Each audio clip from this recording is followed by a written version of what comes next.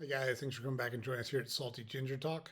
If you're a returning listener, glad to have you back. If you're new, thanks for joining us. We sure appreciate you checking us out.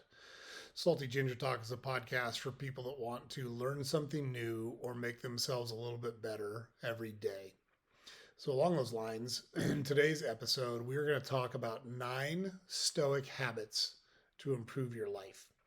So, Stoicism originated in ancient Rome, and it was practiced by many people, most notably several of the Roman emperors, Seneca, Marcus Aurelius. Um, there's lots of writings on Stoicism, but in essence, Stoicism is taking control over the things that you want to take control over, that you do have control over, controlling your emotions, controlling your thought process, controlling what you spend your time on, not letting things bother you or hold you back, realizing that all of this, everything in the world, is actually fairly meaningless. 100 years from now, all of us are going to be dead.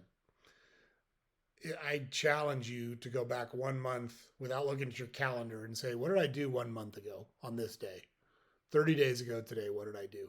I bet you can't remember. I can't remember. I have no idea. Today is November 11th, so I have no clue what happened on October 11th. 100 years from now, nobody's going to know anything about what any of us did. Someone else is going to own your house. Someone's going to own all your stuff. The people that know you really well won't be around, so no one will know. It's not as important as we make it out to be. So we should focus on the things we want to focus on in our life and really work on building the kind of life that we want for ourselves and our family. And so we are big fans of Stoicism, and we try to practice Stoicism whenever possible. Not a perfect person. I still have my challenges. I'm a lot better at it now than I used to be. I hope that next week I'm better at it than I am now. I hope that a month from now I'm better than I am a week from now, et cetera, et cetera. I'm trying to improve myself a little bit every day, and that's what I encourage others to do and others to think about. So, with that said, we're going to go through 9 tips or 9 habits that you can incorporate into your life that will improve your life, that come straight from the writings of the practicers of Stoicism and folks that wrote about it from hundreds and hundreds of years ago. So, with that said, number 1, begin with small, attainable goals. Small steps lead to big changes. Start with manageable goals. This could be as simple as reading a few pages each day, taking short walks, or spending a few minutes in meditation. These small acts lay the foundation for significant transformations. We've all heard the story before of how water can cut through a rock. One little drop hits a rock over and over and over again. And after enough time, it's going to erode that rock and it's going to work its way all the way through it. A drop of water, a drop of water, a drop of water. That type of consistency is what drives things. So we've talked about it on a previous podcast, but Warren Buffett is a great investor, and he has said, I'm not looking for a 6-foot bar to jump over. I'm looking for a bunch of 1-foot bars to step over. If I step over enough of those, it'll accumulate and it'll work out really well for me. And that's exactly what has happened over his 90-plus year life. So small attainable goals. Don't try to hit home runs. Don't try to make massive changes. It's frustrating, it's challenging, it's demoralizing when it doesn't happen, but you can be a little bit better every day. That's a goal that's worth setting, and that's a goal that's worth achieving every single day. We talk about SMART goals. SMART is an acronym which stands for specific, measurable, achievable, realistic, and time bound. SMART, SMART. So specific, I would like to lose 20 pounds by this June. And I'm making stuff up, but that's specific, it's measurable, it's realistic, it's time bound, and it's achievable. That's a SMART goal. I want to lose 20 pounds by this June 1st. But then you have to take small action every day. Like maybe it's cutting out soda from your diet. And then once you do soda, maybe it's potato chips, whatever. I'm just making stuff up, but you get it. Small attainable goals is the way to go. That is a tenet of Stoicism. Don't try to take massive action. Try to consistently take small actions to get you where you want to be. Step 2, confront and manage anxiety. So Marcus Aurelius was once the emperor of Rome, and he teaches that anxiety is an internal, not external. You're not afraid of something out there. You generate that anxiety inside you. So let's focus on, and we've done several podcast episodes on how to deal with anxiety. So if you want, go back and review those episodes to get those tips that we give you. We give you practical, real world, concrete things you can do to manage your anxiety. But you have to confront it. You have to acknowledge that it exists. You have to acknowledge that it's a problem. And then you have to take the steps to manage it to make your life better or make your life more successful. And remember, this is internal. You have control over this. You just are choosing not to exercise the control that you have over your anxiety. And it's real. We've also done episodes that talk about the chemical imbalances in your brain, in your body with hormones and neurotransmitters and all sorts of things in your body that can affect your mood. But you have control over it. You still have control over it. So don't forget that. You have to confront it. You have to manage anxiety, because making decisions from a place of fear or anxiety almost always leads to worse decisions than if you make fact-based, unemotional, left-brained decisions. Those almost always lead to you to a better spot. So, number 3, create and stick to a routine. So Seneca was also a practicer of Stoicism and was an author, and we've got a lot of his writings to kind of explain the Stoic mindset and the Stoic philosophy from Seneca. So according to him, a structured life wards off chaos. Design a daily routine that includes time for work, for exercise, for relaxation, and for personal growth. A disciplined day leads to productive and fulfilling habits. And you want to develop a routine that works for you. The beautiful part is you can pick whatever you want to be a part of that routine, and you can pick whatever is important to you to focus on as a part of that routine. So you have a lot of autonomy on what you choose to do. What the point is here is create a routine so it's not going to happen by accident. It's going to happen by consistent actions daily. And that's what the routine is about. Develop habits, develop rituals, develop routines that will allow you to stick to the things that you want to do that are going to help you achieve the goals that you set for yourself. Tip number 4, habit number 4, challenge and overcome negative habits. So the example used here, Dwight Eisenhower overcame a decades-long smoking habit, and he finally quit smoking. So we can all conquer our vices. Maybe we eat too much junk food. Maybe we do too much social media. Maybe we smoke. Maybe we watch too much television. Whatever the case may be, you can overcome negative habits. And in keeping with the mindset of take small, achievable, or set small, achievable goals, maybe it's not quitting cold turkey. Let's just use smoking because it's easy. Let's say you smoke a pack a day.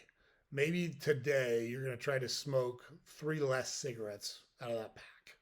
So you're stretching the time in between cigarettes. And you keep ratcheting that down over time. That'll get you to where you want to be. Might not be overnight, but it'll get you where you want to be if you consistently take those actions. But you've got to challenge and overcome those negative habits. You've got to recognize that you have them, and you've got to put a plan together to eliminate them if you're going to be successful. So that's habit number 4. Number 5, value and prioritize your time. So time is the great equalizer. All of us have 24 hours a day. And I've talked about it on this channel before. When I'm feeling like, I don't have enough time to get this done, I got to get through all this stuff, I think about Elon Musk. And Elon Musk runs Twitter, he runs SpaceX, he runs Tesla, and he runs SpaceX, right? So it's crazy what that guy does in 24 hours. He's got the same amount of time in his day that I do. So I'm not busier than Elon Musk. I don't have more responsibilities than Elon Musk.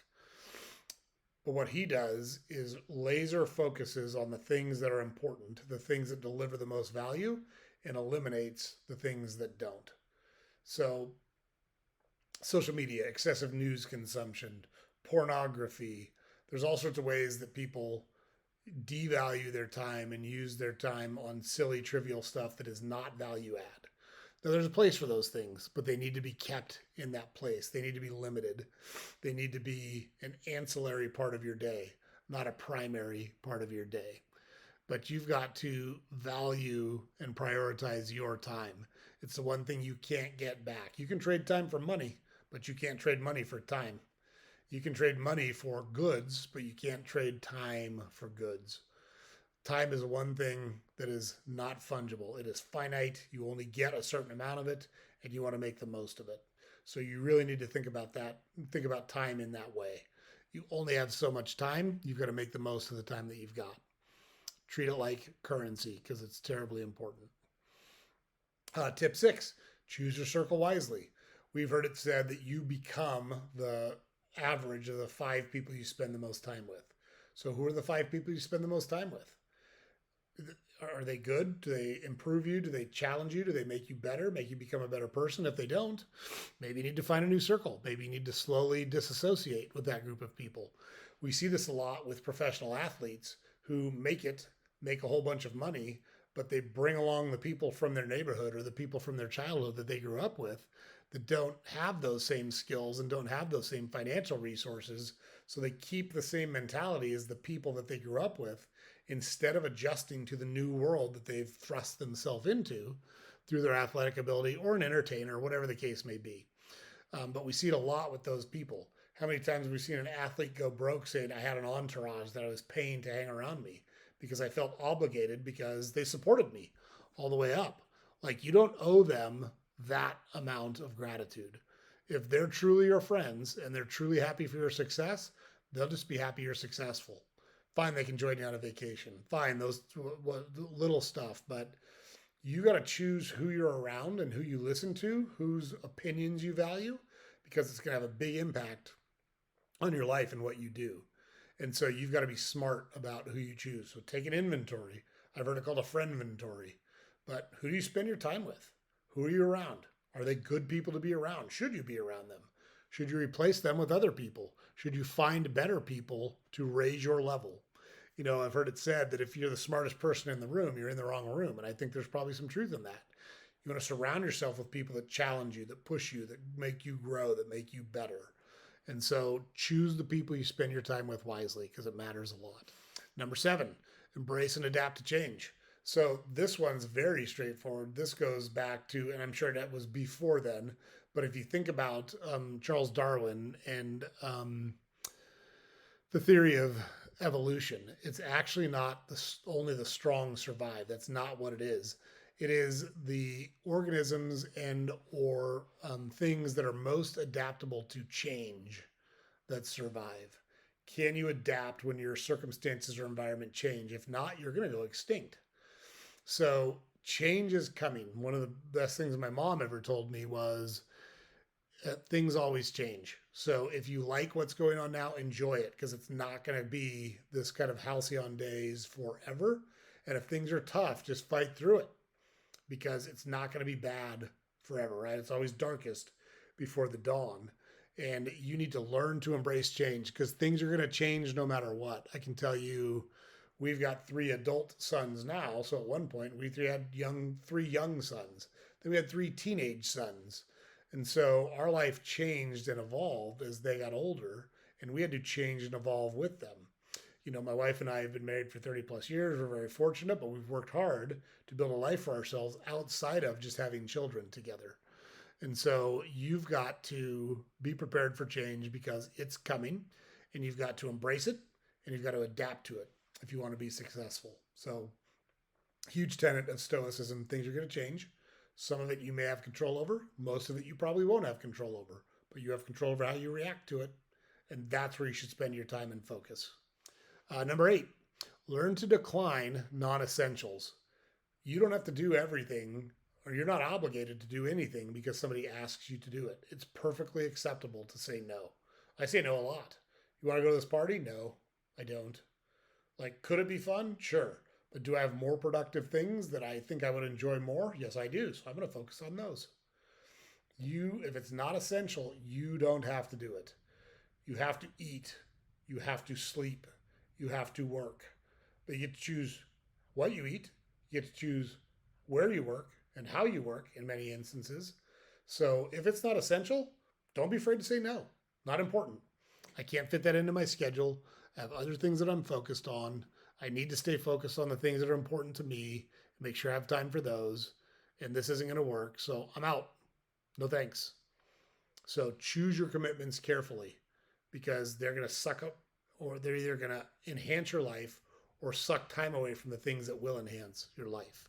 So terribly, terribly important. And the ninth, recover and learn from failures. Like, I cannot stress this enough. I've bought and sold a lot of real estate in my day. So I've invested in a lot of real estate, and I've had some very successful deals and some unsuccessful deals. And I tell new people, they're always really worried about losing money. And I get it. I don't like losing money any more than the next guy does. But if you invest enough, whether it's in stocks, whether it's in bonds, whether it's in art, whether it's in real estate, it doesn't matter. At some point, you're going to buy a loser. You're going to buy something that costs you money. And so I would tell them, let me break the suspense for you. At some point, you'll lose money. That doesn't mean you should be reckless. It doesn't mean you shouldn't do your due diligence. It doesn't mean you shouldn't be cautious in your approach. But what it does mean is, even with the best laid intentions, the best processes in place, at some point, you're going to make a bad investment and you're going to lose money. So it's the same thing with life. You're going to fail at certain things. Michael Jordan was quoted as saying, I've failed over and over and over again in my life, and that's how I've become successful. You see all the times he hit the game-winning shot. They don't show the highlight reels where he misses the game-winning shot. But he's always said, I always just wanted to be able to take the shot because then at least I had control over my own destiny. And I appreciated that the people around me wanted me to take the shot too, because it showed their level of faith and trust and belief in me. And that gave me self-confidence to hold myself out as the person that should take those shots. So you've got to learn from your failures. What went wrong? Things are going to go wrong. Do a post-mortem. Understand the things that caused the outcome that you got and learn to deal with those things. Either get rid of them or minimize their impact or plan for them so that if they do inevitably come up again, you're prepared for them when they do.